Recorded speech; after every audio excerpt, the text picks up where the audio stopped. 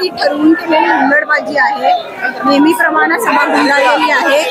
माझे प्रश्न जाऊ दे, पण ज्येष्ठ सभासद हे मगासपासून इथे उभे आहेत कंटिन्युअस, त्यांचा एकही प्रश्न ऐकून घेण्यात आला नाही.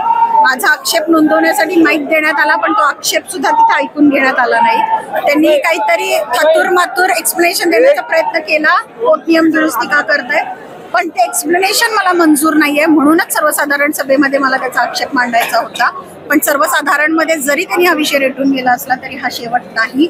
याच्यावरती अजून हे राज्य शासनाकडे जाईल, याच्यावरती पूर्ण प्रोसेस आहे. मी वरपर्यंत याचं एक्सप्लेनेशन मागणार आहे. मला आजही 1925 संचालक करण्यावरती यांच्याकडून रीतसर एक्सप्लेनेशन मिळालेलं नाहीये किंवा समाधानकारक उत्तर मिळालेलं नाहीये. दुसरी गोष्ट, त्यांना जी माझ्याकडनं सहकार्याची अपेक्षा होती ती मी केलेली आहे, माझ्या लोकांनी केलेली आहे.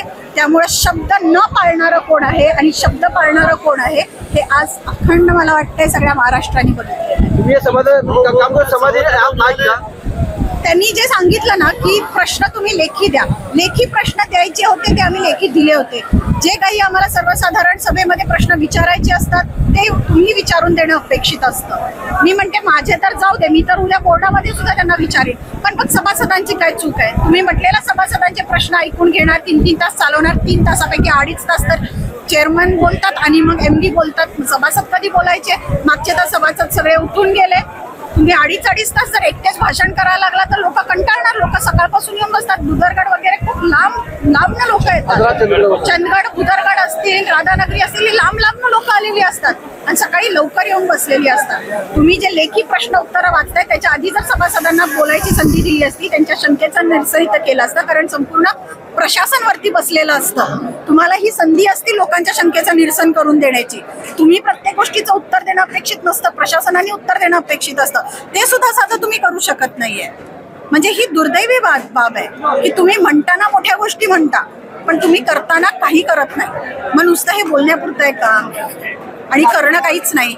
आता मला म्हणतात ते प्रश्न लेखी द्या. माझे काही प्रश्न नव्हते. माझे प्रश्न फक्त माझा निषेध नोंदवणं इतकंच होतं. जे माझ्या संस्थांचे प्रश्न होते ते त्यांना ऑलरेडी लेखी दिलेले. पण हे ज्येष्ठ संचालकांचे काही प्रश्न होते त्यांचे ऐकून घ्यायला पाहिजे होते.